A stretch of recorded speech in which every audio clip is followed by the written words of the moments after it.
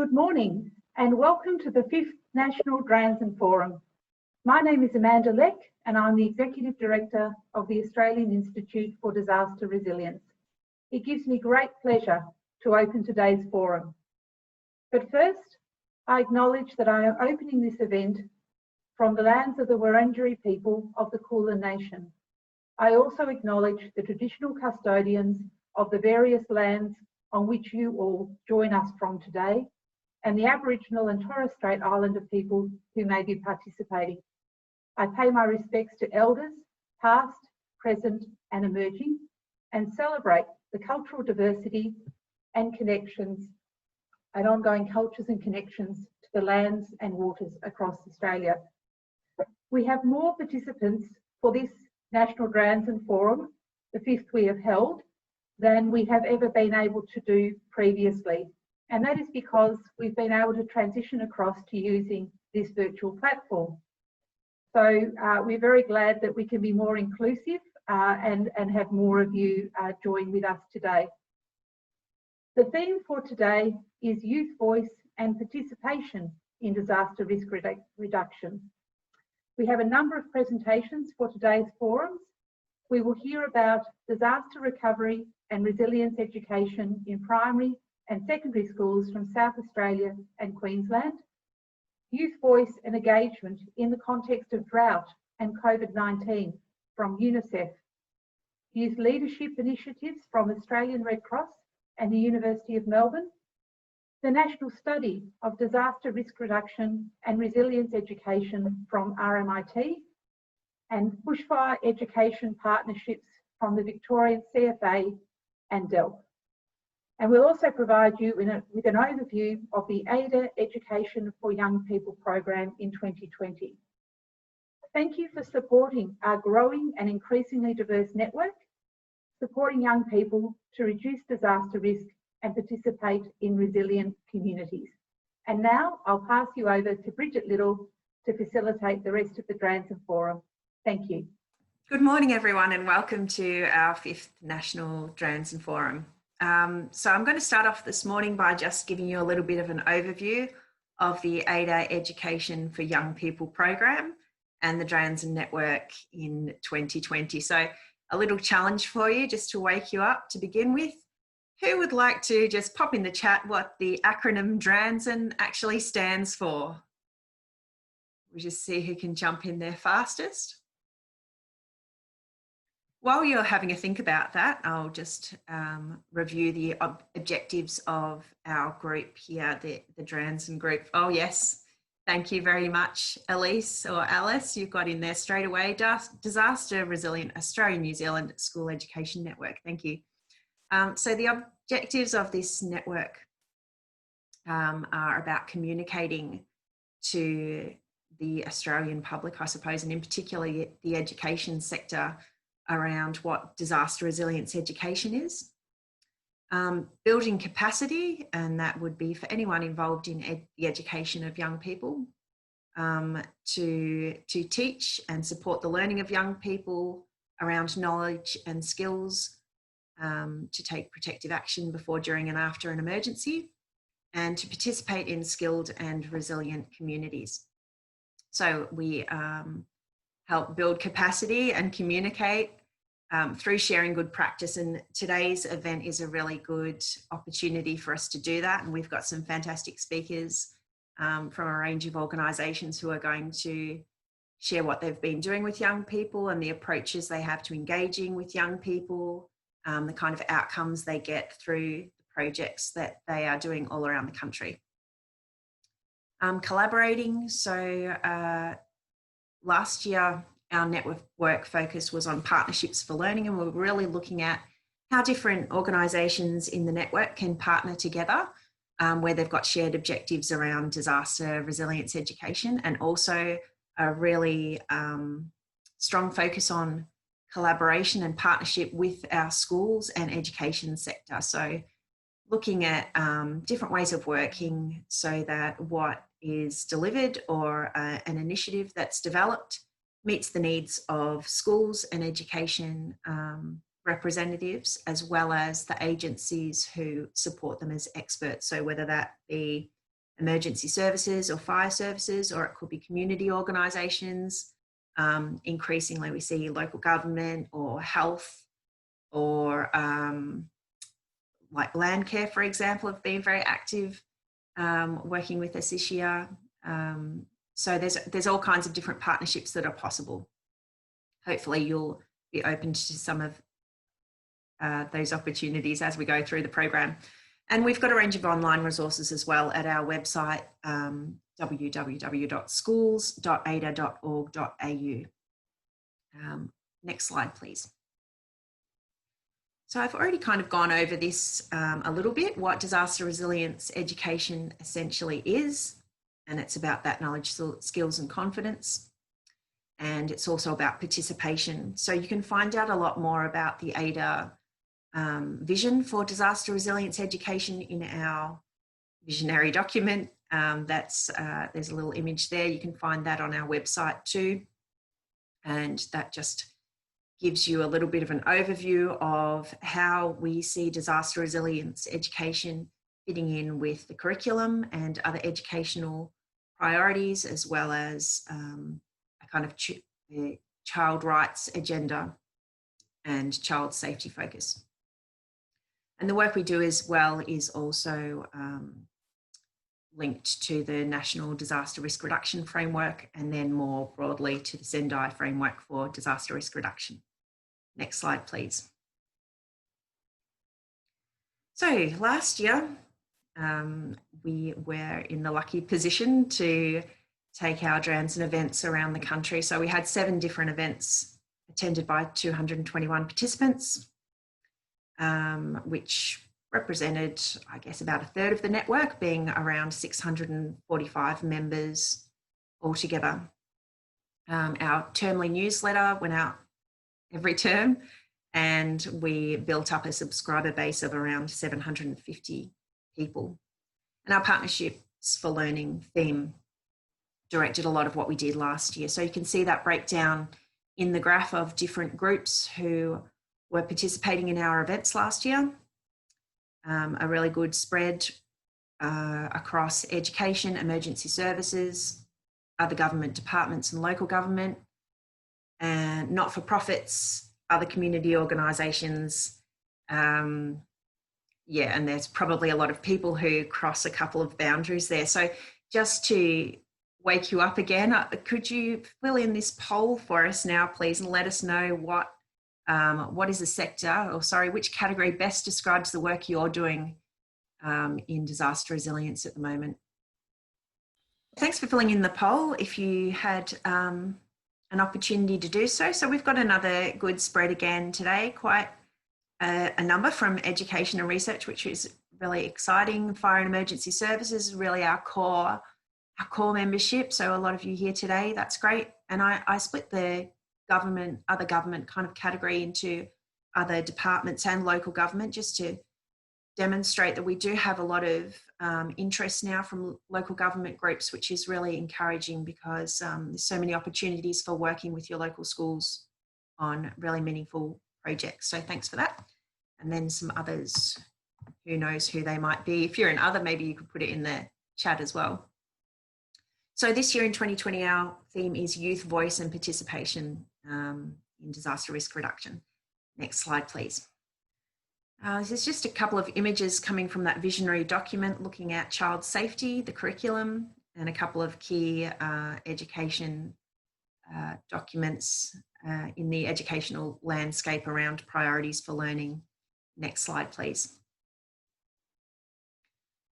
We like to link our work to the Sustainable Development Goals as well, which works really well for students of geography as well. Looking particularly at Goals 13, Climate Action, and Goal 11, Sustainable Cities and Communities. Next slide, please. If you haven't already subscribed, I really encourage you to subscribe to our newsletter. I've got some images there from our first newsletter of the year, which was a particularly popular one being released at the time, well, just after the Black Summer fires. So we did our best to put together resources that would be helpful in the classroom and for teachers to support the learning and the mental health and wellbeing of students. So we did some work with Emerging Minds at the start of the year, if any of those resources are still of interest to you. Next slide, please. Okay, later on today, we've got a session where we're presenting on the Our World, Our Say Youth survey on climate change and disaster risk. It's a really significant national survey that we did in partnership with World Vision, Red Cross, Save the Children, Unicef, Oak Tree and Plan International. It's got some really interesting information there. You can find the full report on our website, but I just have taken this one little image that you hopefully can see. And it's looking at, on one side, what do young people think the most important things are for young people to learn about natural hazards and the risk of disasters, and then what they actually learnt about when they studied natural hazards at school. So there is a little bit of overlap there, but most interestingly, I think for our network, if you look at what young people are really prioritising in terms of education around natural hazards, they're talking about how to plan and prepare, how to care for themselves and others, where to access emergency warnings and alerts, actions they can take to prevent or reduce the impact of disasters and natural hazards, and the causes as well. So there's a real kind of action focus coming out from our young people. And I really hope that through our network, we can support those priorities to become more of a reality in children's and young people's education. Next slide, please. It's just a reminder that there's the website there, and we've got a whole range of resources, in particular examples from the Resilient Australia Awards.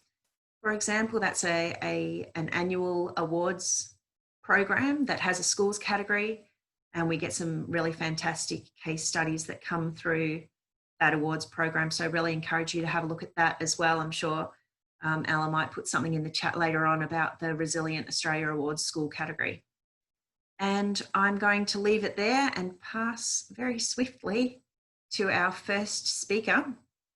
And our first speaker is Juliet Attenborough from Unicef. Juliet joined Unicef this year as Program and Advocacy Manager.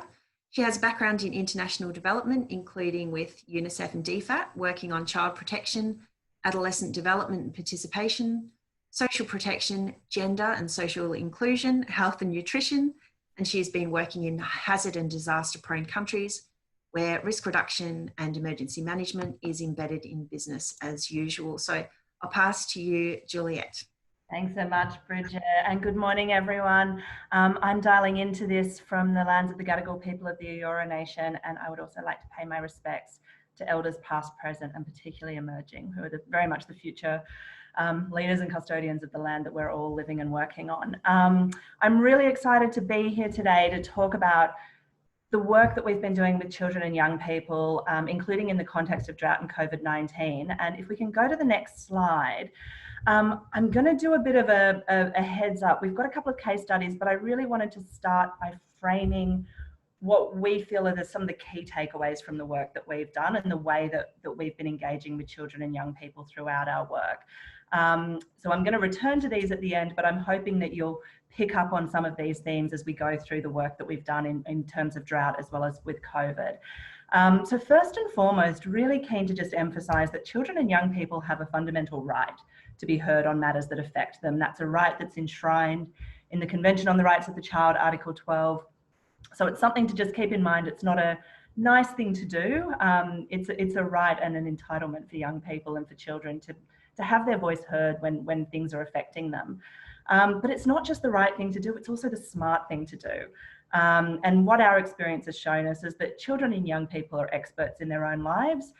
They're really insightful into the issues and the challenges that they're navigating, but they're also really insightful about solutions and opportunities, and they can really add value to those conversations. One of the big things that we've taken away, and we'll hopefully illustrate that through the case studies I'm talking about, is that there is a bit of a view sometimes that children have childlike lives and simple lives. And actually their experiences, particularly of hazards and disasters, are not simple at all. They're actually really complex as us as adults, just sometimes experienced differently and communicated differently. Another key takeaway, young people and children want strengths-based support to be available to protect their mental health and well-being, particularly in times of profound stress and uncertainty, which comes up with hazards and disasters. We need to recognise children and young people as really key stakeholders and engage with them meaningfully, not treat them as mascots when it's convenient for us to roll them out. And we should really think about that engagement, and they should experience it as a principled way of working, not just as a one-off tick box to sort of sign off. So those are the key takeaways I'm hoping you'll take from this session. If we can go to the next slide, please. So really briefly, just to contextualise the work that Unicef Australia has been doing, as a child rights organisation, we've been listening to children and young people in a number of different forums, you know, in a number of different ways over the years. We've fed their voices up through our Young Ambassador program up into decision makers. We've been doing that for a while. We feed it up into treaty reporting cycles for child rights. So we've got a long track record, and I won't go into the detail, but just to say, I think it is important to have a foundation for talking and engaging and connecting with children and young people. It really helps when you're trying to connect with them during a disaster, during a crisis, during recovery, to already have some sort of rapport and ways of working. If we can go to the next slide. Right, so let me just talk a little bit about our drought work. The origins of this back in 2018 came from a recognition that despite a lot of coverage about the drought, and we were all talking about it, there was actually really limited information about the ways in which children and young people were being impacted. So colleagues of mine, before my time, I joined Unicef this year, went out and actually talked to children and young people affected by drought. And what they found is that they are making really reasoned, informed adult decisions based on real lived experience every day. And those decisions weren't just about school. They were about running the farm, family life, relationships, the future of their farm, their family, their community. So they were dealing with a much more complex world than I think a lot of people had assumed. And what they were telling us is that they want to be better understood, and they want to be part of the solution, that drought is their life, their blood, their future, and they want to be at the table, part of the solution for how we navigate not just the drought that we're hopefully now coming out of, but the drought that comes next. So if we can go to the next slide. Coming out from those consultations and recognising that there was an opportunity to bring young people together and really think about how to connect them in with those discussions and those solutions, we convened a New South Wales Youth Summit on living with drought. And the purpose of that was to actually, first and foremost, to support young people with what we were hearing was a lot of isolation and lack of connection.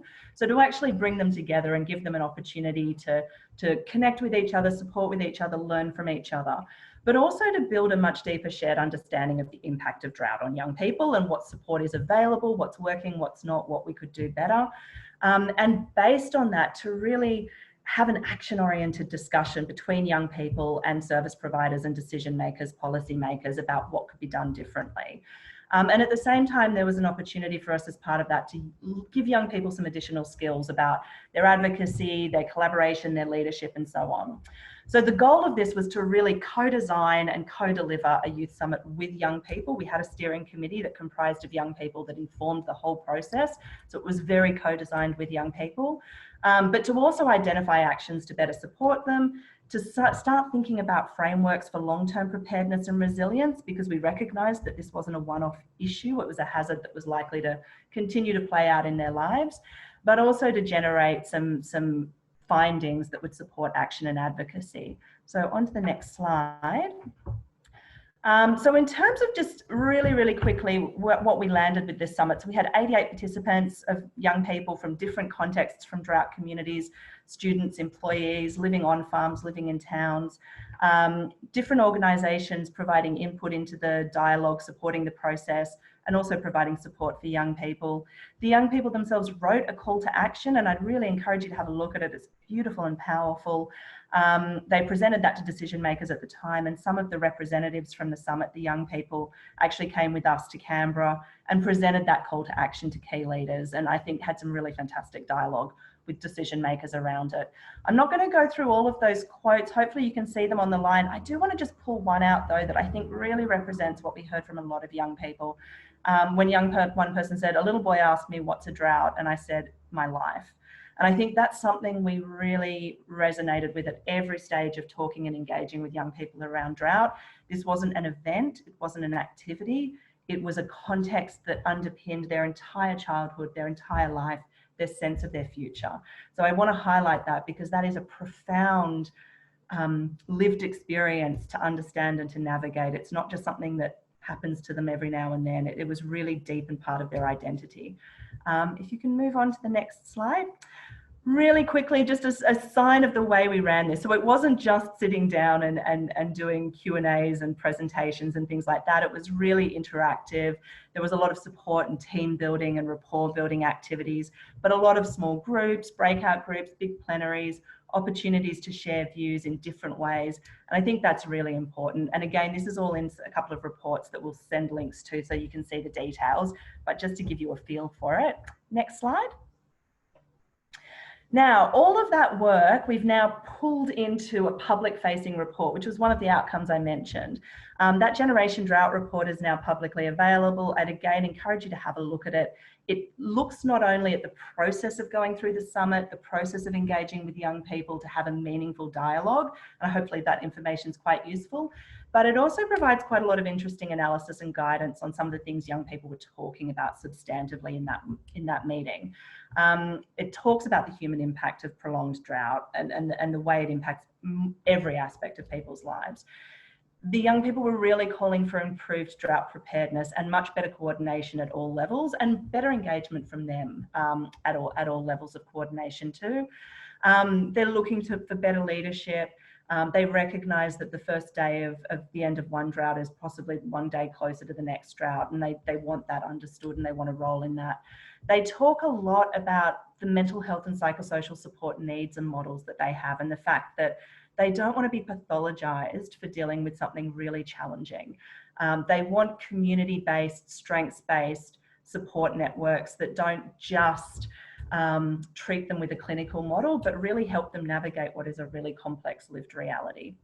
And they talk about the nexus between mental health and psychosocial support, life in remote areas, and a changing climate and what that means for them, and being future ready. So there's a lot of really great insights, and I would really encourage you to have a look at that. Next slide. Now, moving to a different case study, which is our experience of talking to children and young people in the context of COVID. You know, we have seen from drought, from other times, that in times of crisis, children and young people are often less visible. Their views, their concerns are often sort of a little lower tier. And so we went out really quickly to design a 3-phase approach of listening to children and young people. The first of which came out in May, the second of which is coming out next month. And that was a combination of quantitative national surveys, but we've also been listening through our Young Ambassador program. Our Young Ambassadors have been out listening to children in schools right throughout the crisis, and we continue to do so to make sure we understand how they're tracking, how they're going, and how, as the crisis evolves, how their experience is continuing to change. So what we've found, it is unsurprisingly affecting them in myriad ways. They're shouldering a lot of responsibility and worry. They're not that worried about things like catching COVID themselves. They're really worried about passing it on. They're worried about their loved ones. They're worried about their community. They're worried about the economy. So just as with drought, the experiences and the concerns that they have are not just simple. It's not just about school and remote learning, much more complex. And there was, young people were telling us, a bit of a limited recognition that they're a stakeholder. They don't want to be making the decisions. They know that's the health expert's job, but they did feel that they were quite invisible and that the complexity of their experience wasn't recognised. So for example, one of the things that we talked really actively about from young people is that 1 in 5 young people said that they're working in jobs that could put them at risk of contracting COVID. And I've heard from young people, school students, that have been dealing with abuse in their workplace, in shopping centres and supermarkets, where people haven't been following social distancing rules and have been having a go at them for trying to manage their safety and the safety of their customers. So really complex. If we can go to the last one, I know, Bridget, I'm out of time. Just a couple of key takeaways from that work, but also from the drought work. Make sure young people have appropriate support services, communicate really clearly, listen to their experiences. With COVID, a lot of inequities are being exacerbated, so to try and address them, and keep in mind that they're making a really big contribution, and we need to acknowledge that as we go forward. Thanks, Bridget. Thank you, everyone. No worries, Juliet. Thanks very much. You did a really good job of packing it in. We've got a few questions that you might like to address. I'll just bring some of those to your attention. So one of the questions asked was, did the steering committee have an Indigenous community involvement? I think we're referring to the youth summit. The drought? Yeah, look, I'll have to go back to the specific membership of it, but one of the really big features of that work was how to connect and engage with Indigenous young people and Indigenous leaders. There's quite a lot of information about that, not only in the call to action, but also in the drought report itself, and recognising that we really need to call on the lived experience of Indigenous young people and emerging leaders to really inform our responses. So yeah, absolutely. I think it was a really, as I said, I'll have to check the actual membership of the steering committee, but it was a really big feature of the report itself and the work. It's a really Thanks, great Juliet. We've got another question here, and it's about finding the call to action. So I think we put a link in the chat where people can access the report, but if anyone missed that, can you let us know where we'd find the call to action? Absolutely. So we can put, there's a link on the Unicef Australia website. I think we've now consolidated, because there were many phases of that work. There should be one page which has the Generation Drought report, as well as the call to action, as well as the In Their Own Words report, which was that first consultation report. So it's a whole package of insights and feedback that you can have a look at. We've got another question here, Juliet, and it's, do you know of any links, summaries or assessments of related reports? So for example, there's the reports that you've done, and there was the recent Commissioner for Young People's report, for example, on, I can't remember what it was called, like living with disaster, I think, or something like that. Yeah, that's I will actually say that if anyone hasn't had a look, the New South Wales Advocate for Children and Young People have done a great piece on, they've listened to children and young people impacted by different emergencies, but that includes drought as well as bushfires. And part of that work has been starting to think through a resiliency framework from a child-centred perspective. So that's some really cool work that's definitely worth having a look at. And then we can provide a link to that report as well when we'll compile some links after today's sessions too. So there's a question here, I'm not entirely sure what it's referring to, but it says, is the youth in disasters, is it part of issues discussed in WMUN? Do you know what that's referring to, Juliet? WMUN? No. I'll hold and come back to that one, Baz, but thanks for your question. Yeah. Another one, just a final question, I think. Oh, sorry, it's the World Model United Nations. Oh, okay. I'm not sure, actually. I mean, I think in terms of the broader UN system, and Bridget alluded to the Sustainable Development Goals earlier, I think absolutely disaster resilience is a really core part of that. I think, as Bridget said, like, I've come more from an international development background, where really interesting working back in Australia, because that whole concept of emergency management, resilience building and disaster is much more embedded in your core work. So within the UN frameworks for action and for children's action, Unicef has positions on that. We do a lot of work around disaster management. So if that's the stuff you're talking about, happy to sort of send through maybe some links. But in terms of Model UN, I'm not as familiar with that structure. And just finally, so we've talked a little bit about Indigenous engagement through your work, but does the complexity of experience that you're talking about with young people include disability? Yeah, I think one of the things that, and that's a really great question. I think first and foremost, we've got to recognise that children and young people are not one thing. They're not a homogenous group. And what we've seen, you know, particularly with COVID is, you know, one young person said, like, we're all meant to be in the same boat, but we're not, right? So different young people are going to experience every aspect of a hazard or a disaster differently, including disability. I'd have to go back to the report for the details of how disability was covered through there, But I do think it's a really good call out that it's not just about Indigenous knowledge and Indigenous lived experience.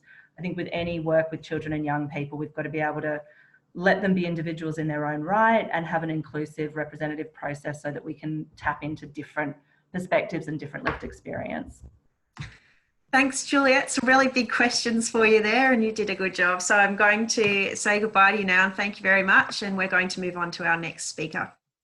Tony Burford is joining us today. She's the principal from Lobethal Primary School. Tony works and lives in the Adelaide Hills in South Australia. She's led Lobethal Primary School as principal since 2015, and this year has brought more challenges than usual. Thanks, Tony. Good morning, everyone, and thanks for the opportunity to join you in this forum this morning. Bridget asked me to share a little bit about our context, and essentially I'm going to share, zoom in on, I guess, our narrative here after experiencing bushfire back in December 20th last year. So I'll sort of talk you through my experience, our students' experience, how our teamwork has working together as a response to support our families and students. So if we could go to the first slide, please. Just a little bit of context about our school. We're outer metro school in South Australia, so about 35 kilometres from Adelaide CBD. So we're actually a township of about 2,000 people. We're nestled in between sort of valleys of bushland.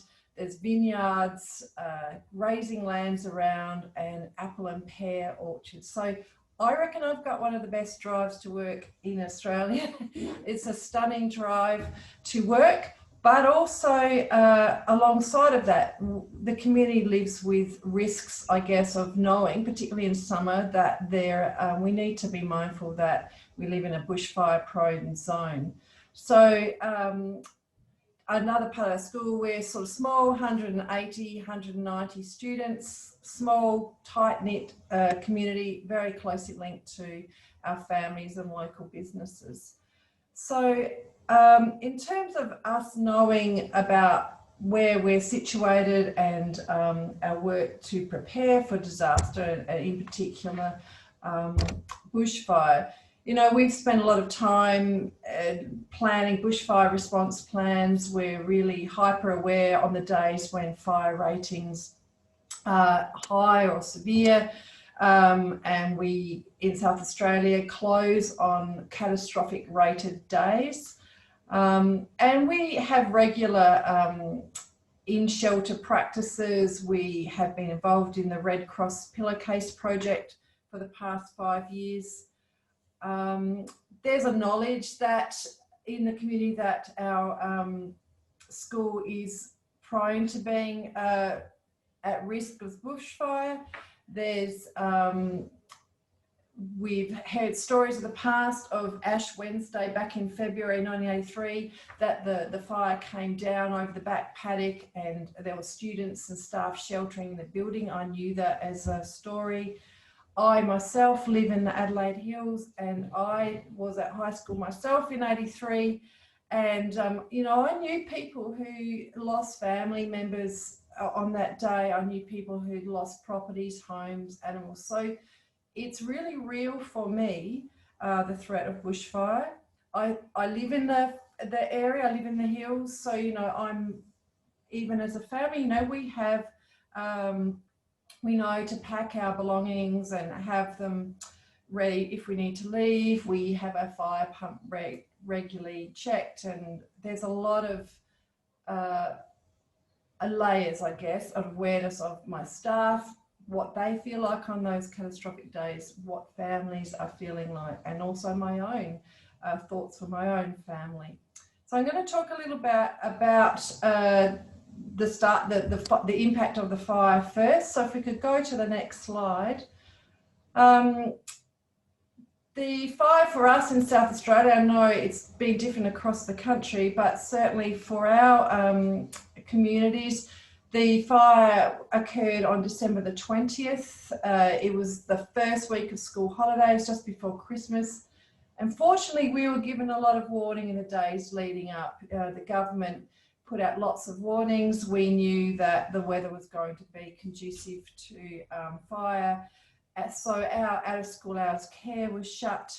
The families were all advised to enact their bushfire action plans early and to either stay and defend or leave the area. And I myself was staying away, about 30 kilometres away with my family. And I was listening on the radio, worrying about the bad news we were hearing about the fire that had begun in the Cuddly Creek area. And it was straight away, you knew when you got up that morning, it was a foul day. And straight away reminded me of back in February 1983, just the radar was up. So my role as principal, I was touching base with vulnerable families that morning via the phone. I was checking, you know, if they had a plan, if they knew of the risk of staying in the area. And at that stage, we thought it would be okay if people just moved a township or two away. But a fire began very, very quickly and took everybody by surprise, including me. So this photo on the screen is actually that's our street, the school's to the left. And my neighbour from my street owns a house across the road from the school. And he sent me this photo about midday, I reckon it was. And he said, things are not looking good for your school, Tony.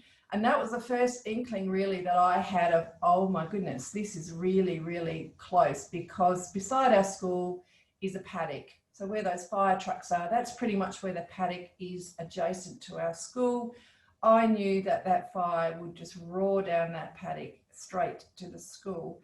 And there was rumours flying around social media that within half an hour the school had burnt down. And as we know, with socials, things can get out of hand very quickly. So I spent a lot of that afternoon phoning the department and waiting for confirmation that the worst hadn't eventuated. And I finally received confirmation that it had been a close call, but no assets had been lost, which was a relief not just for the school, but my sister lives very close to our school, and knowing that that area had been spared. I'm just going to ask you to move to the next slide. Bridget pulled this together, and I know that social media from our Facebook site, you know, that was my message up the top, just reassuring families that the school was okay. But the comments from families really straight away made me alerted to the impact of the fire and how scared people were, and knowing that children actually hadn't left the town, it had caught everybody by surprise, was my immediate concern. So we'll just flip to the next slide. The days after the fire, I think that is our back fence of the school, and that is the fire where it's come right up to the fence, along the fence line. Amazingly enough, our neighbours and the CFS were able to hold the fire at bay, but it circled the whole town. So the days after, I think I returned to a community in shock. I joined the community meeting on the Oval 2 days later, and it was unbelievable to see how devastated the area was. The surrounded hills were blackened. There was many, many homes lost, lots of people we knew that had lost homes. So in Lobethal, in the Cuddly Creek fire, there was 83 homes lost. A life was lost, and many, many families were affected. The township, like many towns around Australia, rallied together and created their own bushfire response plan. And they were volunteering their time. Donations poured into the town, and local halls were filled to the brim with donated goods, food and clothing, really more than anyone knew what to do with. But mind you, this was all happening in the days before Christmas. Staff were on holidays. We were all quite in limbo. So if you could please go to the next slide. I want to talk more about our particular work in the school setting and my role, but also my team's role. So a lot of us live locally, not necessarily in the town, but alongside of families and the community. So many of us volunteered alongside locals, and myself and our kindy director negotiated emergency childcare for families. We reopened our OSH service. We engaged with social workers and the response team from the education department to connect with families. The kindy director and I messaged our community of parents, and we phoned every family to check they were okay. And together we kind of gathered that picture of loss and which families needed immediate support. I actually had the opportunity during January, some weeks after the fire. I worked all my holidays, but I had an opportunity to go to the Harvard Graduate School of Education Leadership for School Excellence late January.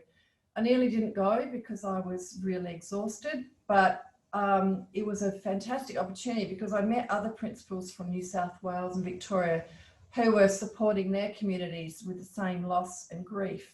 And whilst I was there, I was able to think of a mantra or a theme, I think, that I was able to use with my staff and students of hope takes teamwork. So what we managed to do was really work hard to having the right team around us. So we increased the hours of our student wellbeing leader. We worked in tandem with the social workers from the department and connected with HeadSmart and child and adolescent mental health services. What we did within our school, I think, was really significant, was engaging the students to train them as wellbeing ambassadors. And we used that Hope Takes Teamwork theme, and the older students made friendship bands. They were yellow bands for hope. And what we did was we wanted to increase our team of support, I guess, around each other. So anyone who was wearing those bands for hope signified they were a person that could help other students. And we just introduced the purpose of those bands. We didn't realise they were going to need to be used for as long as they were once COVID came around. Staff access Berry Street trauma-informed practices, and we have daily welcome circles. And that's been introduced because the circles offer a way for teachers to check in with individuals, to recognise their state of wellbeing, and if there's any indicators that they're not ready to learn for the day and need additional support. I've had support from an assistant principal, which I normally wouldn't have, but at the start of the year, my boss said, what did I need? And I said, a deputy. And he quickly realised I wasn't being flippant, and he negotiated for a mentor principal to work alongside me. And he's a retired principal, and sorry, my phone. And he's understood the demands of the role really well. So he's worked alongside me most of the year, and I wouldn't have stayed as resilient as I have been able to all provide the support needed for staff and families. So we've increased the size of our wellbeing team. Another layer that's been really helpful is that I've engaged with a new initiative, the Principal Chaplaincy by a schools ministry group. And I meet regularly with a senior pastoral care worker, and he supports my direct mental wellbeing. And we chat about dealing with post-disaster and the current pandemic challenges. He's been an extra ear and advisor just to help me keep a realistic and optimistic outlook. There's many, many layers, but I think probably there's been silver linings through this. And I think probably one of the most helpful quotes has been this quote on the screen that was shared to me by somebody who's lost his home. But I think we keep coming back to this quote to say, look, within this year, there's been lots of new learning, new opportunities, and our team has never been stronger. So I'm going to leave it at that and answer lots of questions. Thanks, Tony. I'm only going to be able to give you a couple of minutes for these questions. Or maybe I'll follow up with you later if possible, but I know you're very, very busy. Thank you so much for sharing your story and, you know, giving a bit of an indication of the, you know, the wealth of knowledge and the responsibility as well that goes with it around bushfire in the community where you live and work. So just quickly, one of the questions, Tony, what preparation work's being undertaken by the school and surrounding community since the fires? Like, are you seeing grass burns, rubbish collection, watering systems, counselling? Are youth and their families involved in some of that work? Yes. So I'm part, there's a few of us on the team who are part of the community response team, community meeting, and we're looking at new initiatives and ideas to create that sense of hope and optimism within the community. And there's a number of particularly art opportunities where the students are involved in those opportunities. I did put artwork in our in my slides. And yes, we connect with a local bushland area. It's heritage bush, so we're helping oversee the regeneration of that space and watching the changes that are occurring there. Thanks, Tony. I'll just try and pack in a couple of extras. Yeah. What do you think that emergency services can do better when engaging schools around preparedness and assisting recovery and understanding of limitations in the impacted zones? So you might not be able to cover all of that. Wow. Maybe how, yeah, just your relationship between the school and emergency services and any advice you would have. I think that at the moment we're reviewing our emergency plans and in particular our bushfire response plan.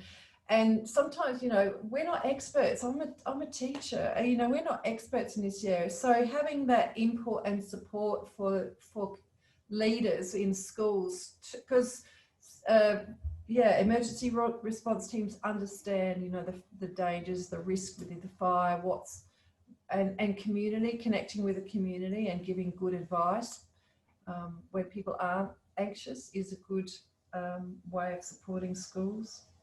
Thanks, Tony. And just finally, it's just a quick question around student engagement. So it's really exciting to hear about your ambassador program, and I'd be really keen to share any other information you have about that if Yes. it becomes possible. That might come through our newsletter. But how do you feel about involving students in development, testing and review of a school bushfire plan? Is that something that would be on your radar? Yeah, it's really timely that you asked that, because we are reviewing it and we are seeking student voice and feedback about elements, because I think we're rethinking some of the steps within it actually heighten anxiety, and we're just going to seek their feedback about what would help, because even just having the practices can be fraught, because it brings back those feelings and heightened feelings and emotions. So yes, I think that's definitely part of our next steps.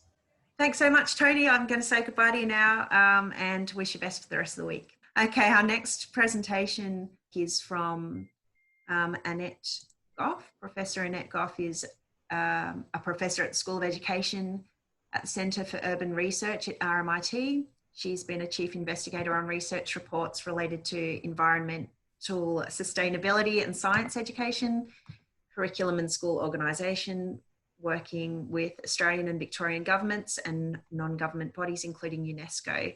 Welcome, Annette. Thanks, Bridget. And good morning, everybody. I'm here on behalf of Bryony and myself, to talk about our national study of disaster risk reduction and resilience education. Next slide, please. The need for education programs is an essential component of international, national and local strategies to address disaster risk reduction and resilience. It's been recognised for more than 25 years. And in Australia, the national and state governments have framed national strategies to address disaster risk reduction and resilience. But these strategies tend to see education as a tool for achieving their goals and in a token way. Achieving responses from the formal education sector, from foundation to year 12, have remained a challenge. Next slide, please. This national study is grounded in a review of international, Commonwealth, state and territory policies, procedures and publications from government, education and emergency services related to disaster risk reduction and resilience, and disaster risk reduction and resilience education. Next slide, please. Research outputs have included a benchmarking document that argues for a national strategy for DRRE, a proposal for Emergency Management Australia for a national DRRE strategy, and a proposal for state and territory level strategies. Next slide, please.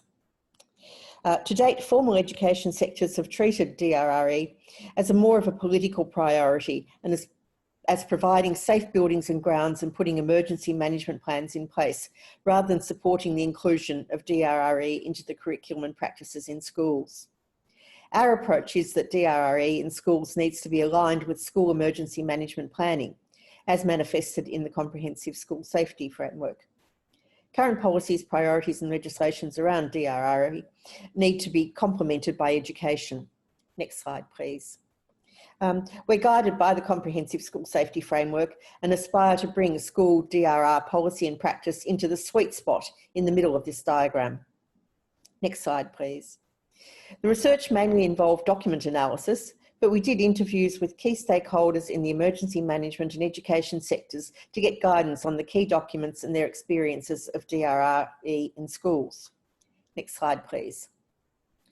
Limitation is that the emergency service stakeholders were easy to access, but education people proved to be more elusive. And in several states and territories, education departments' emergency management policies and procedures are only available to staff. The initial research project design included focus groups with education and emergency services agencies in each capital city in March this year to get feedback on the draft document. But due to the catastrophic fire season and then COVID-19, this turned out not to be possible. So we sent the draft document to key stakeholders in our Bushfires and Natural Hazards CRC project reference group. Their feedback was very useful and their comments have influenced the final content and recommendations. Next slide, please. So our international findings are that the 2015 Sendai Framework for DRR recognises the importance of child and youth leadership, the need for disaster risk knowledge, including disaster prevention, preparedness and response and recovery and rehabilitation, to be included into formal and non-formal education, and that children and youth are agents of change who should be given the opportunity to contribute to DRR and resilience policy and practice in the school curriculum. Next slide, please. At the national level, the need for education is recognised in the first priority action to reduce disaster risk in the National Disaster Risk Reduction Framework for 2018, but no further details are provided on what the education entails. Next slide, please. State and territory policies and procedures related to DRR and DRRE were also analysed. Next slide, please. The review found that formal education is treated very differently in the various states and territory disaster risk resilience strategies and emergency management policies and plans, as is school emergency management planning and DRRE. From the analysis of these documents, it's evident that while there are policies and plans for emergency management, there is little or nothing about education, particularly formal education, despite the priority given to DRRE, to children and to youth as agents of change in disaster risk reduction in the Sendai Framework, to which Australia is a signatory. Next slide, please. All states and territories have overarching emergency management policies, plans, and several have their own disaster resilience strategies. Only some of these refer to education. Here is Victoria's statement from their emergency management strategy. So next slide, please. Sorry. So this is Victoria's plan. And next slide, please. The South Australian Disaster Resilience Strategy goes further in recommending utilising the Comprehensive School Safety Framework. In other states and territories, there is no reference to school education in their disaster strategies. Next slide, please. States and territory education departments vary in the public availability of their policies and procedures. None of the policies we could access involve students in the development of the plans.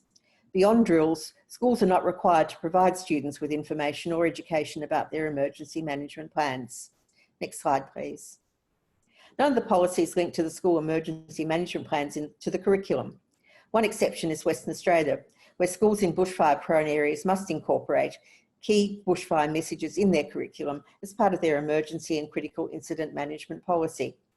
Next slide, please. In most states and territories, emergency services support for school emergency management planning tends to be more oriented to providing educational resources for teachers and students, rather than assisting schools with emergency management planning, with the exception of bushfire planning. For example, the Tasmanian Fire Service provides support to schools in developing their bushfire emergency management plans. Next slide, please. And the New South Wales Rural Fire Service assists schools to prepare a bushfire emergency management and evacuation plan, which is separate from a school's emergency management plan. Next slide, please. Across the states and territories, there is little education department support for school-based DRRE. A recent exception is the 2019 New South Wales Project Firestorm materials with the RFS. And in Victoria, the Curriculum Assessment Authority created a bushfire education website in response to the findings from the 2009 Victoria Bushfires Royal Commission. Next slide, please. Emergency service agencies in most states produce educational resources for schools, and these are usually mapped to the relevant local or national curriculum, but they tend to be developed separately from the relevant education authority and are generally focused on individual and household planning and preparedness, not school emergency management planning. Next slide, please. In Tasmania and Western Australia, the Comprehensive School Safety Framework is being used by emergency services in the development of their educational materials. However, while they're addressing each of the 3 pillars of the CSS, they are not integrating those pillars to get into that sweet spot in the middle. Next slide, please. Very few schools-related projects were funded through the National Disaster Resilience Program between 2011 and 2019. Next slide, please. Based on these findings, we argue for a national DRRE strategy as a more comprehensive response to DRRE in schools that coordinates concerns about safe learning facilities with emergency management planning, school disaster management and teaching and learning, consistent with the Comprehensive School Safety Framework. Next slide, please. So the national strategy elements are to provide an educational strategy to accompany the 2018 National Disaster Risk Reduction Framework that complements the Australian and state curricula and brings the curriculum together with school emergency management planning, and develops school leadership and teacher capacity for implementing school-based DRRE and involving students as stakeholders in school emergency management. Next slide, please. The state and territory strategies suggest introducing a memorandum of understanding between the education authorities and the state emergency service agencies in each state and territory to support schools in their emergency management planning and DRRE. The state and territory education agencies need to develop policies that bring together emergency management planning and curriculum as part of implementing DRRE. And there's opportunities to expand the sustainable schools model to include whole school DRRE. Last slide, please. So looking forward, there are new disaster responses coordinating agencies being created in New South Wales and Western Australia, which we hope will be part of a more coordinated approach to DRRE and emergency management planning in schools, and that other states will follow in their lead. Thank you. You covered a lot of ground in a very short amount of time there. Marty Williams is asking if you've ever had any experience as a race caller. No, I knew I had to, was tight on time. Thanks for keeping to the time there. So now we know that study's pretty much finished now. So is there a report that we'll be able to share with our network? Yes, we're working on polishing it at the moment, and it'll be all available through the Bushfire Natural Hazards CRC website. Thanks, Annette. So I'm sorry for anyone else who's provided questions there that we don't have time for, but we can pass them on to Annette or perhaps Bryony afterwards. So I had scheduled in a little, sorry, thanks very much, Annette. I had scheduled in a little break just now. Maybe, you know, you're obviously free to go and get a cup of tea at any point if you review the program, but I just want to provide a link for you at the moment to the DRANZSEN site for 2020, if someone could please add that to the chat. I've put together a website where we'll be housing all the presentations from today. Also links there to the Our World, Our Say Youth Report on Climate Change and Disaster Risk. And there's a second document there which includes hundreds of messages to government from young people who took part in the survey. There's also a few notices up on one of the tabs there at the top of the page. And what else have we got there? There's a discussion board that we'll be using at the end of the forum today. But if you want to jump in at any point and use the discussion board, you can access that on the site. Just double click into that Padlet that looks like a brick wall. I'm going to have to move straight on to our next presenter now. Oh, it's two of them. They're Sharon Mifsud and Tasha Noss. Sharon Mifsud is from the Country Fire Authority in Victoria. She's a project officer who works in community development and partners with all agencies to engage with communities around fire. Tasha Noss is a community partnerships officer for Forest Fire Management Victoria, and she's also working with partners in the community in her local fire district. So I'll pass over now to you, Tasha and Sharon. Hello, everyone, and thank you for having us here today. Sharon and I are here to speak about our grassroots bushfire education program, which is led by local land and fire agencies in the far southwest pocket of regional Victoria. Next slide, thanks. So just for some context about where we are, so our regional boundaries extend along the coast from the southern border, so the South Australian border all the way to Geelong. However, Sharon and I mainly work in where that blue circle is. Our landscape consists of rural communities with town centres, with farming, plantation and public parks and forests throughout. Our fires are often started by lightning and can extend out for weeks. Our more recent larger fires in the landscape includes the Southwest Complex fires in 2018, and this year we had our Far Southwest Fire Complex and the Budgebin Bushfire Complex. The Budgebin Bushfire Complex was where we had a fire at the recently listed Budgebin Landscape World Heritage Site. Next slide, thanks. So just about the program. So the purpose of the bushfire education program that we developed was based on improving student understanding of our bushfire prone landscape and the ways that we can reduce bushfire risk, live with fire together in a local context. It consists of about 6 sessions and it's targeted to grade 4 to 6 students. The sessions consist of local guest speakers from different fire agencies, which include the Country Fire Authority, Forest Fire Management or DRANZSEN, Parks Victoria and the Glenelg Shire. Next slide, thank you. So just about how the program developed. So local land and fire agencies in the Glenelg Shire have got a group where we try to coordinate our engagement activities locally. So we were wanting to initiate a education program and look at working in with local schools and students. So we approach a school based on a few different factors. So it could be their fire risk, it could be if we've got a planned burn happening close by, or it could be from other community discussions that might generate some interest. So the program is developed with the schools and it's with the schools and the teachers, with the agencies. And this is to ensure that we get those mutually beneficial outcomes so that it fits in with the school's needs, the local context and the curriculum. And for the fire agencies, it allows us to increase our reach for educational awareness around managing fire risk and creates opportunities for us to connect in better with the community. Next slide, thank you. So I was just going to quickly run through what the program consists of. So we do develop it with the schools based on what their needs and interests are, but generally this program's sort of gone pretty well so far. So the first week is around Fire Science 101, which is just basic fire behaviour and the fire triangle. The second week is pretty jam-packed. It looks at local fire history, how people interact with fire, use fire, manage fire, how our environment is adapted to fire and how it might respond to fire.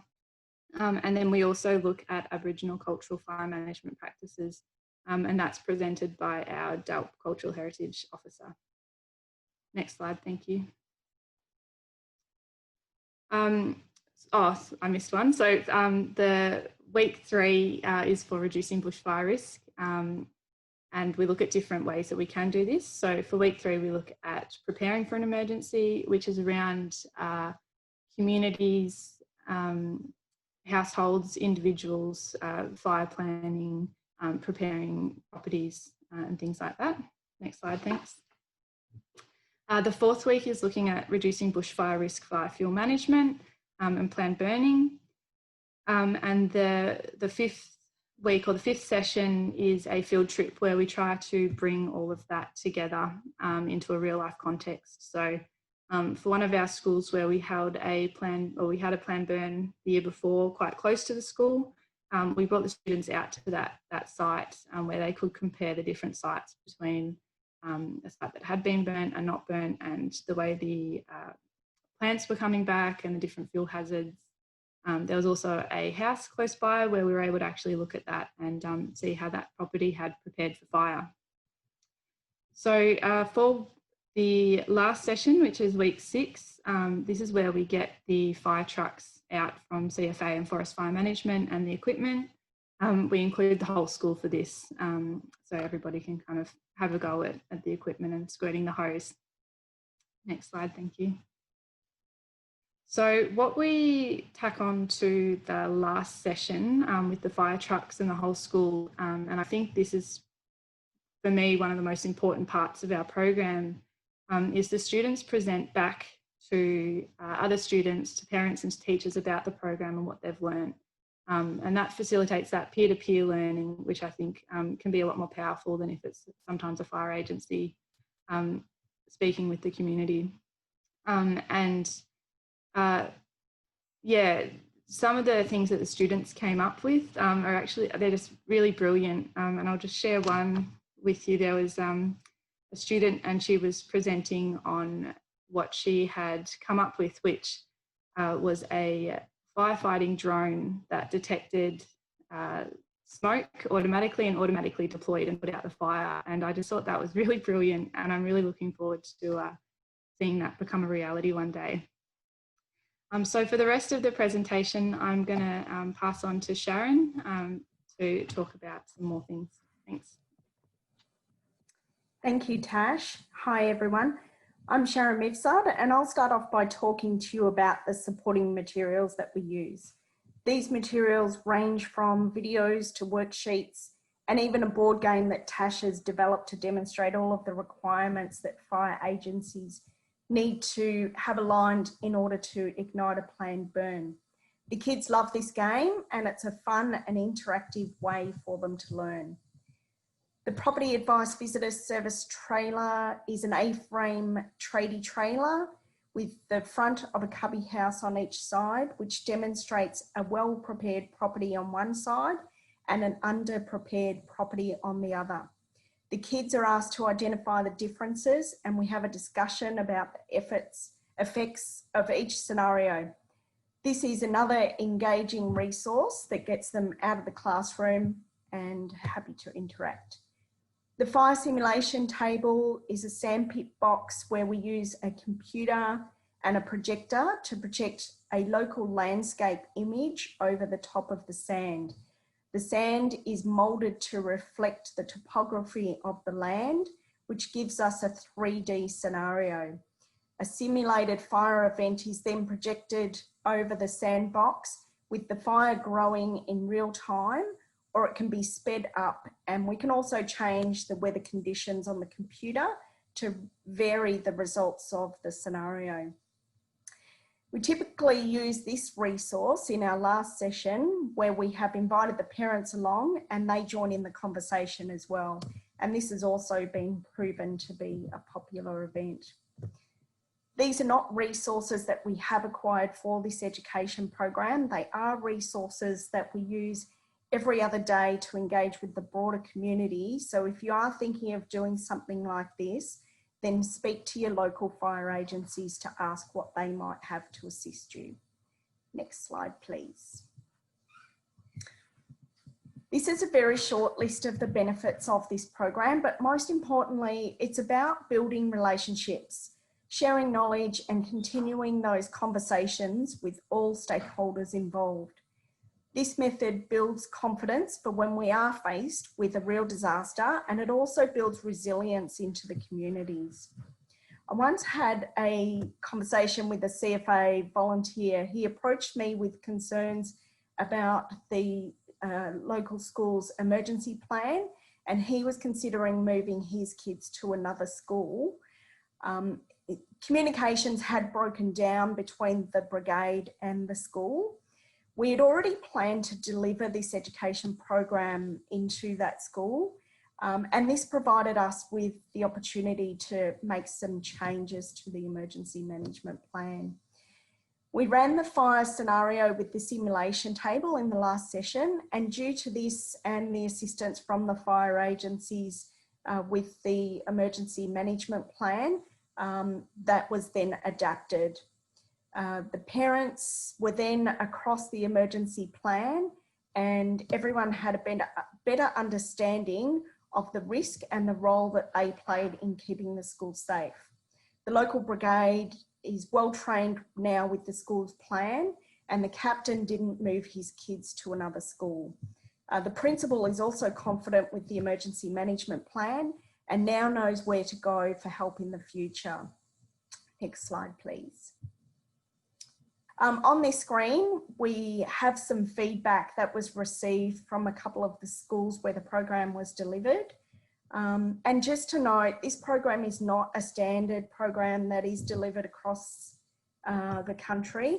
It was developed to meet the local needs and would not happen without the participation of the local people, including the volunteers. There is work being done and conversations happening to develop a program where something like this could be available in Victoria. There is also another local community that I work with where the school has developed a program that they coordinate on their own. The school raises funds through local community grants to run a program that is all about natural disasters, and they tailor it to meet their own requirements and use local volunteers to help deliver the program. I assist with the resources when the need arises, but that's about it. So that's Sharon for today, but Tash and I would be happy to answer any questions and share information that we have. Yeah, thanks so much to both of you, Sharon and Tasha. Obviously, we've spoken about this program before, and I'm really impressed with it. It's just why I invited you to join the program today, and I think we've had some good response here. Tony, who presented earlier from South Australia, sends her compliments on such a great comprehensive cross-agency project. So well done. Just a couple of questions. One is a question from Liz Addison. She's just wondering, is there any video footage of the fire simulation table which you can share, or any further information about that? Yes, we do have some, video footage of some sessions that we've run, and we can provide some further information about that. There is only actually one simulation table that is available in Victoria at the moment, which we share across agencies, but we're hoping to get more of them. But yeah, if I have your contact details, I can send you some more information about that. Thanks, Sharon. And just one more question. Thank you for sharing about your program. Wondering what your outreach is. How many schools and students do you see in a usual year? And are there resources for teachers to take learning further after your visit? Also, do you have any other resources that you provide to other year levels within? I can do this one if you want.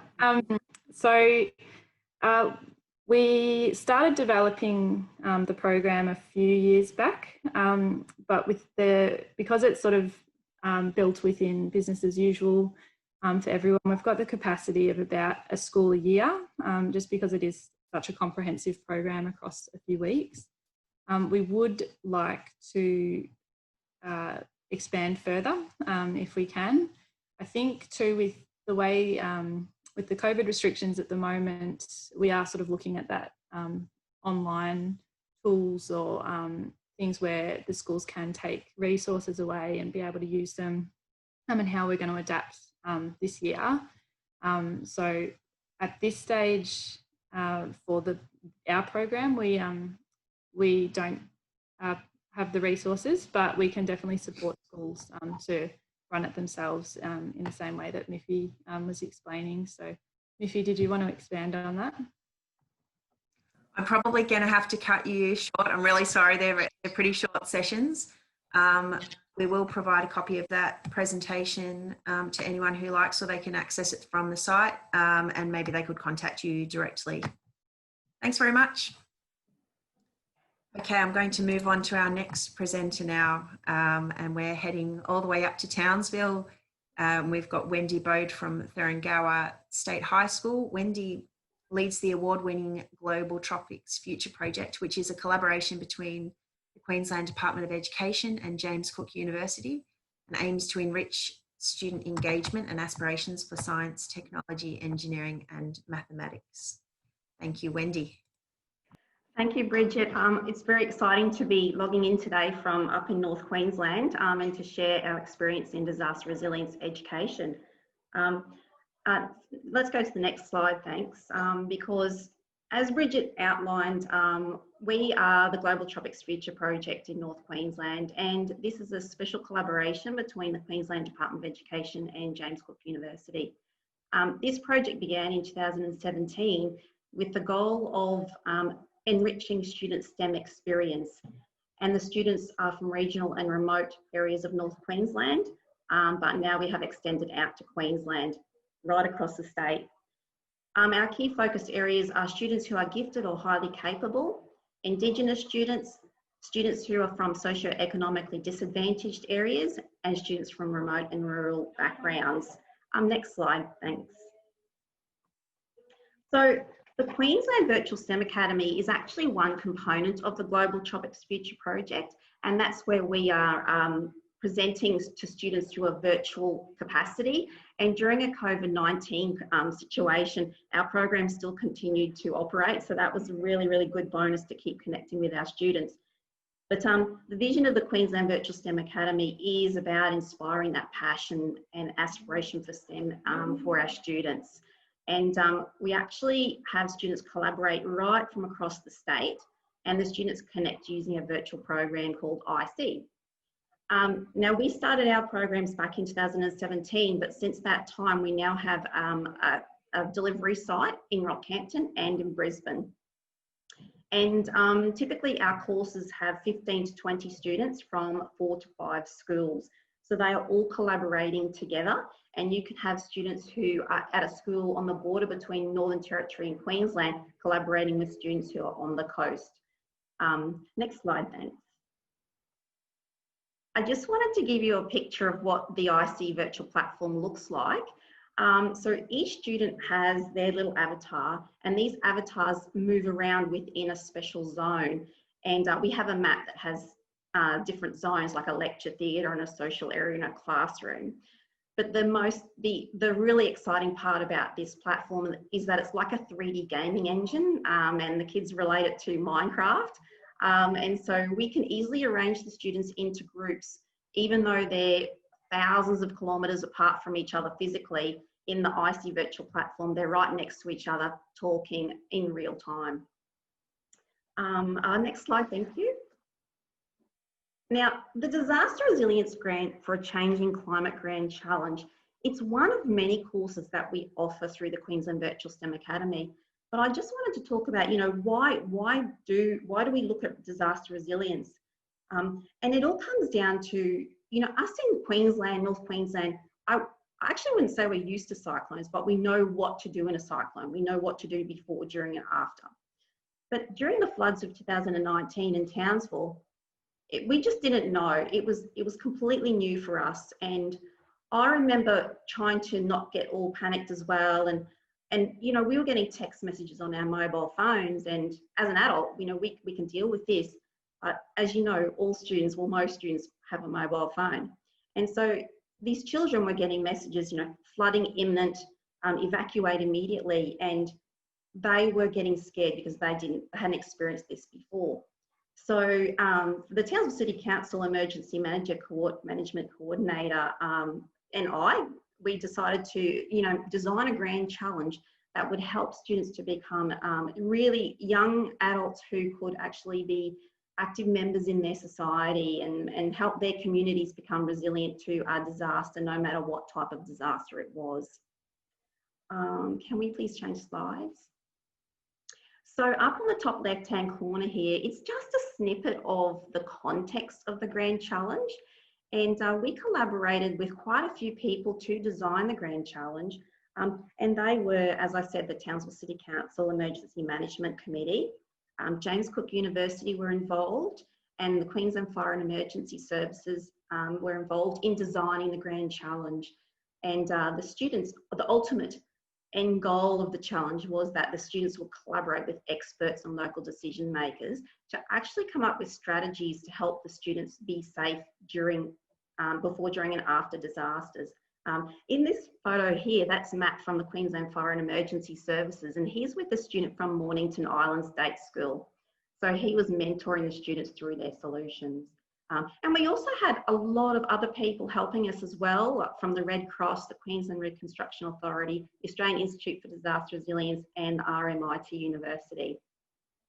Next slide, thank you. So during this, it's a 10-week course, 1 lesson a week. We actually access the students' understanding of a natural disaster firstly, and then we have experts come and teach the students about climate change, weather extremes, and how that impacts on society. Then we get them to empathise with communities and you know, get them to really understand what is drought, what is a cyclone, what is floods, what impact that has.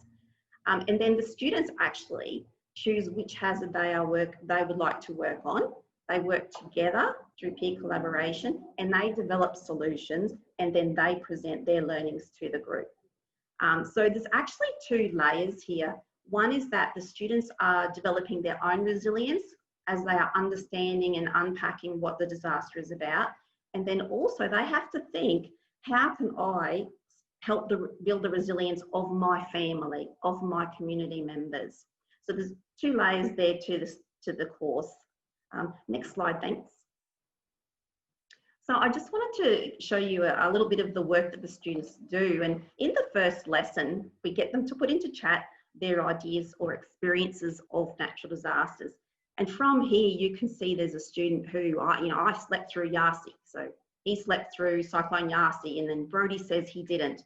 So, you know, they all have different experiences. And one student actually says that I was all by myself. So that would not have been a good scenario. In the next part there, the student, where they've written comment, that's where we've asked the students, you know, how do you think community deals with a natural disaster? What do they do? And one comment there is, you know, I agree people get afraid when they can't control things, so they panic and stress out because they might not know how to handle or survive a natural disaster. Younger people start panicking because they don't know what to do.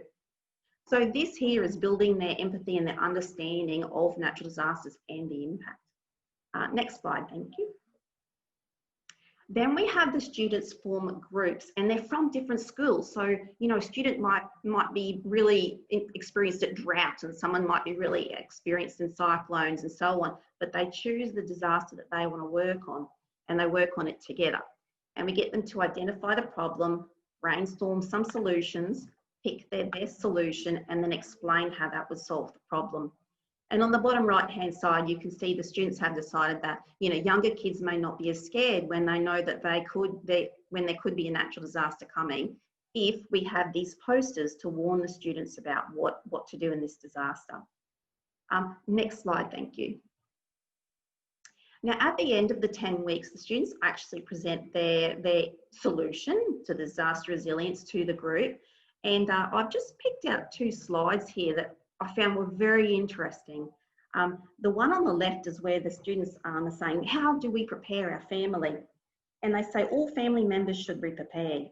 Children are more prone to injuries, and children are more prone to emotional trauma.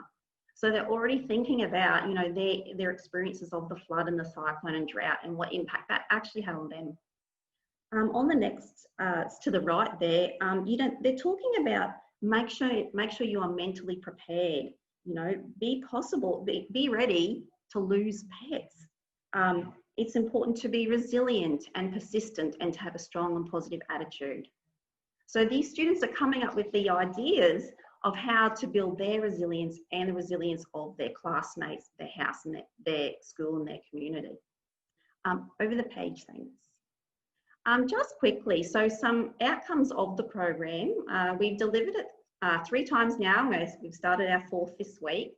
We have delivered it to 13 schools from North Queensland, Far North Queensland and the North Coast regions. And that includes 3 remote schools, 6 rural schools. 59 students from years 5 to 9, 15 are Indigenous and 36 are female. Now, you know, these are the students that are directly involved in the course. We couldn't actually measure how many students and family members outside of that would be impacted. Just the last slide, if that's okay, Bridget. I think these are really important comments to make here. We always measure the students' impacts through survey at the end of the course. And if you have a look, 92% had an improved understanding of climate change and the need to be resilient in disasters. Now, the Queensland Virtual STEM Academy course offers so much more outside of the regular curriculum, and I feel like we are actually getting to reaching out to students to build their resilience and those of the community. Thank you, Bridget. Thanks, Wendy. That was great. I've come into a few of these sessions this year, and I've really enjoyed interacting with the students and seeing them develop their solutions and ideas for community safety. So it's been great. We've got just one question in the chat at the moment, but if anyone would like to add a question, now's your time. So it's a question from Chris Pollard, and he's asking, is there information on the Grand Challenge available online? Most definitely. We have a Queensland Virtual STEM Academy website, and we also have a Global Tropics Future project website. So I can put those out, how we're going to share our links for today, if you like. Yeah, sure. You can. If you pass them to me, Wendy, I'll make sure that they get passed along. That'd be great. I suppose you've shared a lot about your project, but I wonder, is there any message that you would have to this audience in terms of how people in our network, for example, could support this program or other school programs on disaster resilience? I find that schools everybody's busy, but schools, they want to be working with industry, and industry want to be working with schools, and you have to find the people to come together to make it actually happen. And having that shared understanding and the shared need for this disaster resilience is so important. Like I took from my personal experience as a child in cyclone area, and then I took my experiences as a mum in the floods and as a teacher in the floods, and it's that passion that you need to have for this to work.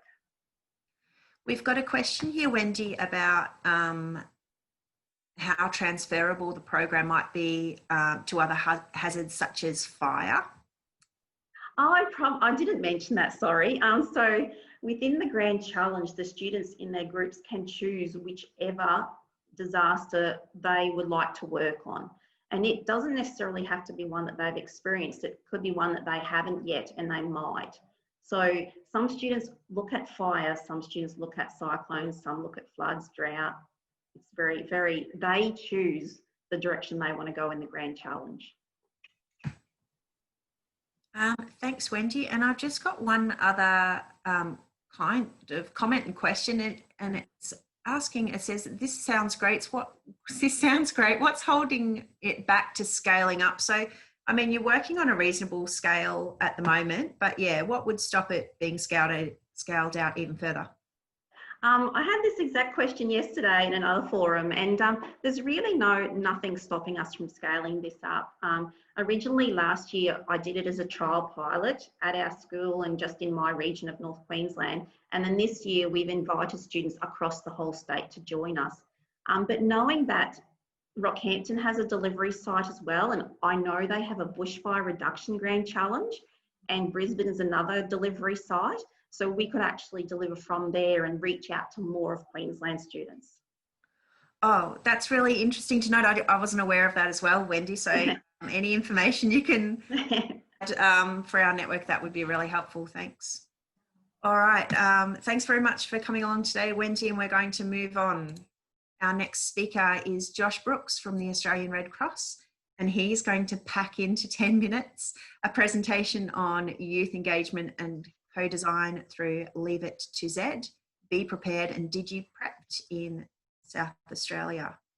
Josh is from South Australian Emergency Services team at Red Cross, and he's involved in projects to develop the resilience of young people to emergencies. Welcome, Josh. Thanks, Bridget. Yeah, hi everyone. Yeah, my name is Josh. I'm a Youth Resilience Project Officer at Australian Red Cross. Yeah, so this SA Emergency Services team in Red Cross been working on a number of youth-focused co-design projects over the last 12 to 18 months. And I just wanted to share with you today a little bit about these projects and I guess why we found co-design to be an invaluable methodology across these projects. So just first a bit about the projects, if I could get the next slide. So three key projects that I'm sharing about today. Danger Days, or DigiPrepped was the title of the project, was the development of a mobile game, which introduced young people to emergency preparedness action concepts and encourage agency in emergencies. So that's a mobile game currently available on the iOS app and Google Play stores. Just search Danger Days. Be Prepared was another project. We worked with Surf Lifesaving SA and Girl Guides SA to produce resilience resources, including a resilience training package with a variety of activities to help young volunteers look after themselves and their peers, as well as an online wellbeing workshop package for Girl Guides. And Leave It to Z is the last one, which is still currently in progress. And this project aims to build youth voice in emergency management in South Australia. So through consultation and co-design workshops working on developing pathways for youth voice in emergency planning and preparedness. The conversations stage of this project has been completed, which is what you can see there. And that report's available at redcross.org.au/leave it to Z. Z being Generation Z, if you're interested in that one. So that's just a bit of an overview of what the projects were. If you'd like to hear more, of course, or get a closer look at the resources we've developed, more than happy for you to reach out after today's forum. So if we get the next slide, please. So just a bit of an overview of the co-design tools and processes that we used. So workshops, consultation, focus groups, steering groups, online whiteboard sessions, and testing and review sessions, just a handful of the things that we worked through. I guess as we learned over the course of the projects, we tried different mediums for different purposes and found much success through utilising all of these at different stages. The workshops were the primary medium for the design sessions. We used a variety of activities from Red Cross's Problem Solvers Toolkit, which is also available online. You can just Google Red Cross Problem Solvers Toolkit and it should be one of the first couple of links.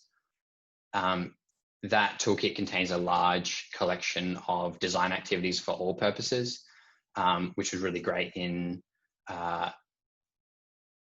allowing us to have something to draw from and tweak from to create some really fun and engaging workshops. Through COVID restrictions as well, we did a number of online whiteboarding sessions when we had to step back from the face-to-face stuff through a program called Miro, M-I-R-O. This was also hugely successful in creating a space for interactive work despite being virtual. So that's just a bit of an overview of what we did and how we did it. So now I'd just like to move into a few insights into why we thought the co-design approach was so beneficial and why we'll be continuing to use this methodology and integrate it into our way of working at Red Cross. Yeah, thank you. Yeah, so over the course of the project, our understanding of best practice grew a lot. We tried different approaches and repeatedly challenged our perspectives to improve outcomes. I'm saying this because our methodology wasn't perfect. Co-design is just as much a way of working and a social change movement as it is a design methodology. So I just wanted to unpack a few of the benefits you can see in front of you, starting with the fact that the co-design process had intrinsic value. It itself had benefits independent from the direct project outcomes. Even if the projects had failed, which thankfully they didn't, those that participated in the project saw benefits that will continue into their work and into the way they engage with emergencies. So these things look like increased buy-in, both from the young people and the organisations that we were involved with. The young people were given genuine voice in the development of the project outcomes, which resulted in openness and enthusiasm that was invaluable in creating a space that was produced meaningful work. And the young people developed skills and knowledge beyond the project outcomes, particularly in the case of developing Danger Days as an example. It was a great opportunity to utilise game development activities which Mighty Kingdom uses, Mighty Kingdom being the game design company we worked with, in the classroom with students. They were exploring and unpacking preparedness activities while thinking in terms of game development. The students were working on something real and something tangible, and so it pushed beyond the imagined conceptual design tasks that schools might try and involve them in. And this was the same for the other projects in resilience activities and self-care and wellness kind of skills. All of that was transferred through the process. And through all that, the organisations were upskilled. Leaders from, I guess, many different areas had the opportunity to see how we work and how we facilitate workshops, see the activities we use to draw responses from young people. And this meant there was a transfer of skills in these areas. And through discussion, they had the opportunity to share about their experience of facilitation and we ours, so that there was that exchange of knowledge. It was easier to develop resources which were meaningful, contextualized, and eventually embedded. Sustainability and scalability was a key focus through the projects, developing outcomes which were meaningful and contextualized. They fulfilled a need, they aligned with strategic goals, they incorporated existing knowledge and resources, all aspects that were really important to us in these projects.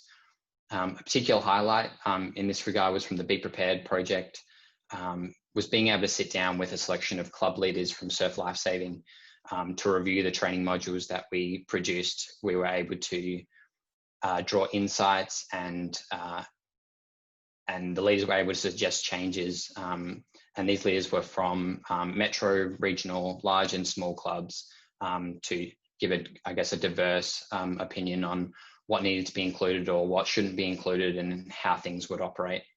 And so we were able to add activities and notes and additional resources and identify gaps that would be needed to be filled in order to make the activities really effective. So that was really great. Being able to engage with different groups and thoroughly contextualize it to the point where they had ownership over those resources. So the engagement with various stakeholders was consistently positive throughout all of the projects.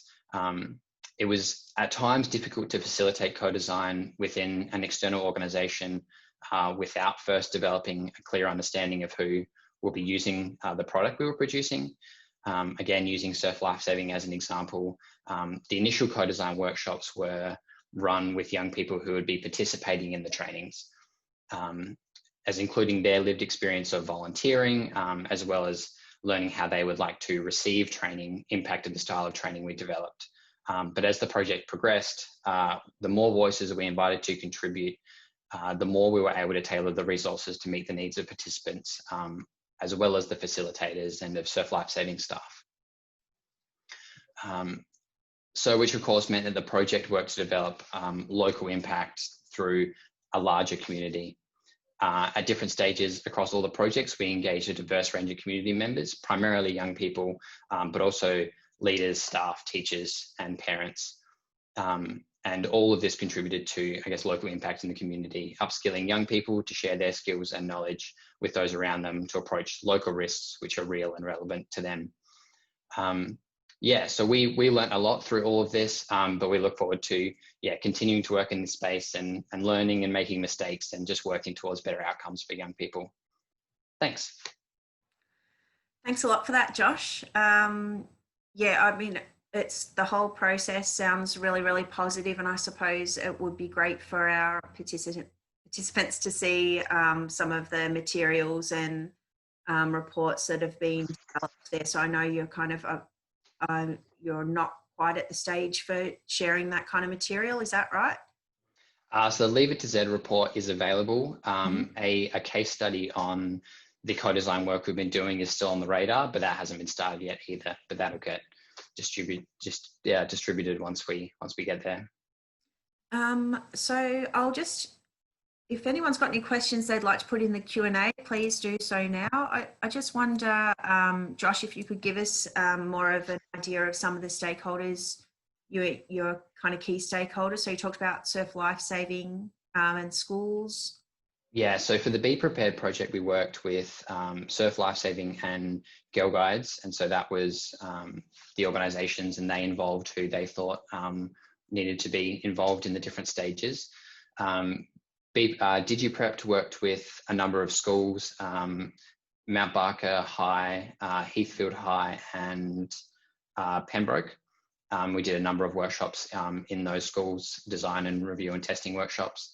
And then Leave It to Z has I mean, that's available in the report, but there's a huge number of different groups we've worked with, from schools to universities to organisations in the emergency management space. I couldn't possibly list them all. Yeah, no worries.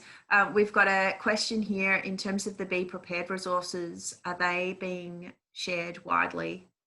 We're still working through having a Red Cross landing page for those resources, but we have been sending them out to individuals if they're interested in what they look like. And if these different programs, are they programs that are likely to be implemented or of being implemented around the country? So no, we've worked with the Danger Days game is available across the country. Leave It to Z is focused on SA, and Be Prepared and Girl Guides has also been with the South Australian branches of those. And are still in the process of being implemented in those organisations. But they're their resources, so it's kind of up to them how far they choose to spread them. Right. Okay. It would be really helpful to maybe get a summary of some links and next steps in terms of people wanting to find out more information, even if they can contact you directly. Josh, if you're welcome. Happy with that. Contact. Okay, that's great. Well, I might just kind of move along then, Josh, unless there's anything else you wanted to add.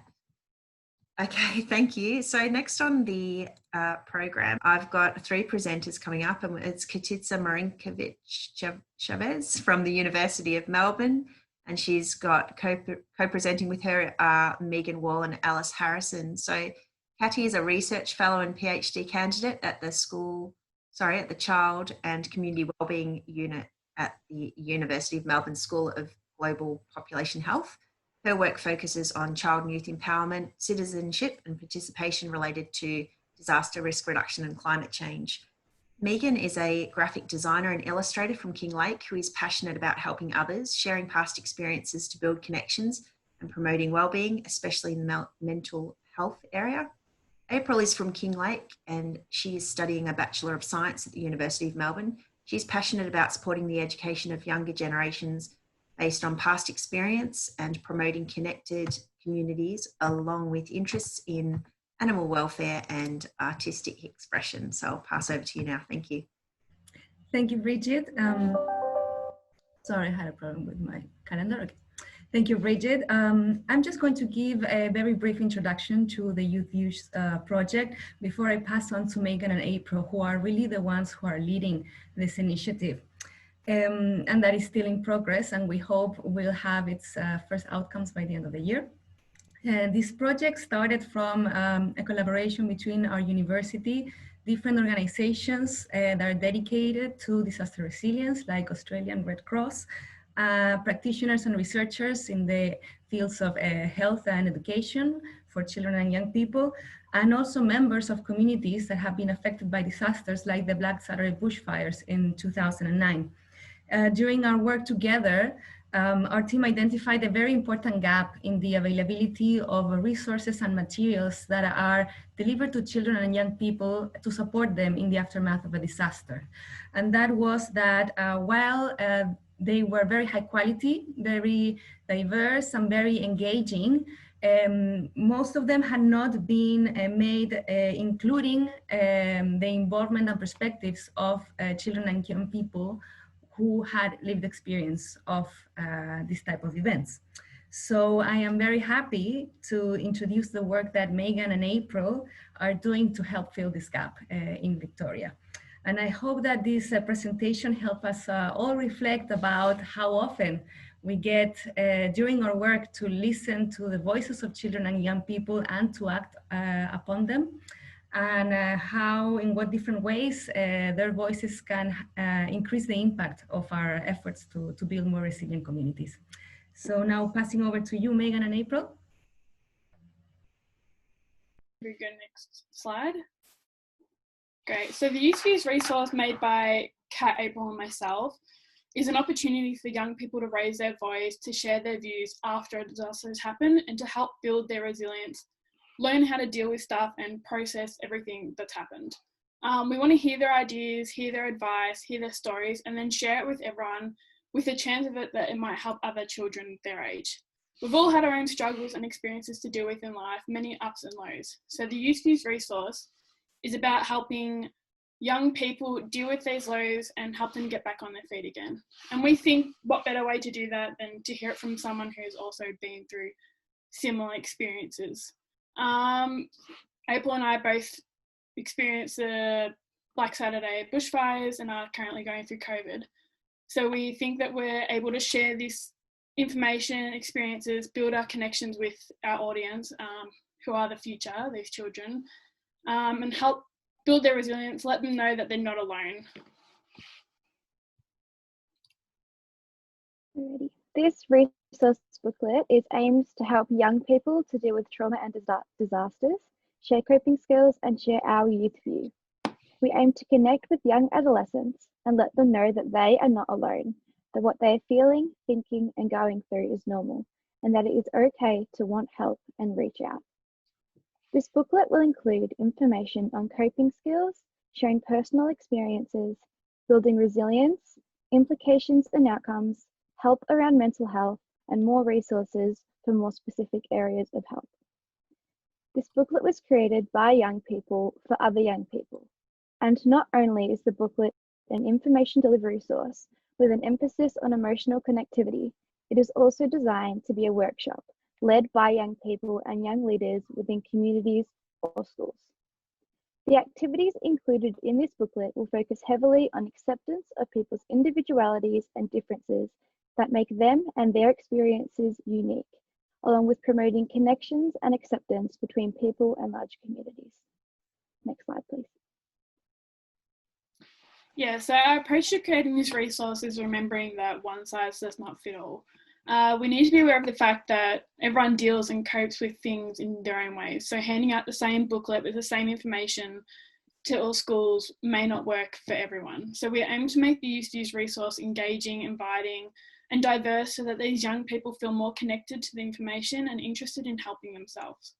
I've been working on the visual aspects and designs of the resource, making it really fresh and youthful so that we can build a stronger connection with our audience, and to be able to engage with them as we are coming from like a similar age group, similar experiences, and we've been there when we were younger, so we know what they will like and what they'll lean towards when engaging with our resource.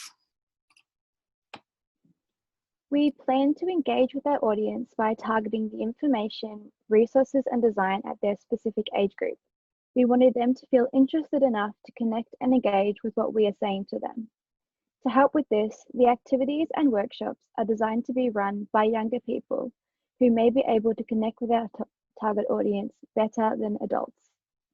By having the workshop run by young people, whether that be school leaders if conducted in a school or young members of the community, it aims to make it more engaging and emotionally personal.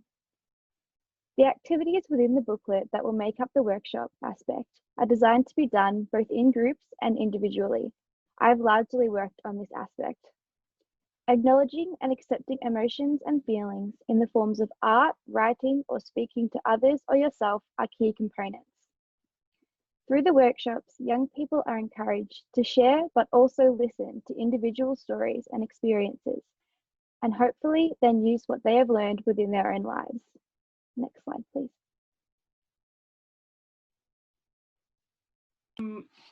Yeah, for this resource, our expected outcome is to be able to make the youth feel less alone, to create and strengthen connections between us all, and to build their and increase their resilience, not only at individual levels, but at community levels, to help them get through these events and their struggles and prepare them also for any future events that might set them back in life. We want the youth to know that it is okay to talk about their feelings, to reach out for guidance and to share their experience. That it's okay to have these uncertain and uneasy reactions, and that there is help out there, and that there are so many ways to be able to process and deal with what they're struggling with. April? The contents of this resource booklet are divided into different categories so that we can target different sections and different emotions that people might be feeling. The coping skills section aims to give young adolescents a number of different skills and methods in order to cope with and deal with emotions, feelings and outcomes of traumatic events that they may experience or may experience in the future. Personal experiences of the creators, Megan and I, and others are included, depicting the uniqueness of each person and their lives. Activities surrounding personal experiences will be included here, with an emphasis of sharing their own stories and listening to others. The section on resilience focuses on ways in which resilience can be built, strengthened, and used in everyday life following a traumatic event. Implications and outcomes of trauma can be personal or on a larger community scale. This part of the booklet aims to express that there are different implications and acknowledge that all responses are valid. The mental health section provides information in regards to the mental health of young people, expressing that all feelings and emotions are normal and that they are allowed to feel what they feel, and that seeking help is often so important. And finally, a list of multiple resources that can be used in order to gain help in terms of mental health, coping, resilience, and possibly where to share people's stories will be included. This workshop aims to be different from other workshops that already exist, with the hope that young people really engage with it and take away from it that everybody is different, with different life experiences and different stories to share, and that each person is unique and important. Next slide, please. This is our contact information. If you have any more questions, feel free to contact us, and thank you for listening to our presentation. Thanks so much, everyone. I've just got one little question for you here. What age are your workshops aimed at? Are they for primary or secondary aged children and young people, or all? So our primary booklet that we're creating is for young adolescents to young adults, so probably in the ranges of 10 to maybe 18, 19. But we would like to create from this booklet one that is used for primary school and younger age children. So some of the activities that we will be included in this one will be made to be more creative and aimed at younger children. So your booklet is already available, is that right? The first book? Not quite yet. It will be available hopefully by the end of this year, if not early next year. And then from the response that we may get from that, we are hoping to create one for younger children. Yeah, we'd be very interested to share that through our network as well. So I hope you'll keep us up to date with how you go there. Yeah, sure thing. Okay, thanks very much for your presentation there. And I'm just about to wind up our event, so I'll say goodbye to you and I hope you'll keep in touch. Our very last activity for the day in the 5 minutes you've got left, and I can see there's still over 100 people online, which is very exciting. I've just changed a couple of sessions on that discussion board. I'll put the link in here. Here's a link to the discussion board that's appears on the DRANZSEN site that I provided you with a link for before. There's a few questions. The first one is, what is the AIDR Education for Young People program doing well? The second being, how else can we support you to engage with young people in schools? The third being, what would you like to hear more about at your next DRANZSEN event or through the newsletter or communications? And then just any other comments. They can be comments about today, comments about the program, questions you might have. And we'll display that brick wall, I think, for the last 4 minutes of the event. I want to thank everyone for attending today and just encourage you to continue discussions silently on the wall unless you have any other pressing questions right now. Thanks everyone again for participating. We're going to close this Zoom site now. So once again, you're welcome to come along this afternoon if you've registered to attend, and otherwise keep in touch and have a look at the school's website or contact me directly, bridget.little@aidr.org.au. Thank you. Bye now.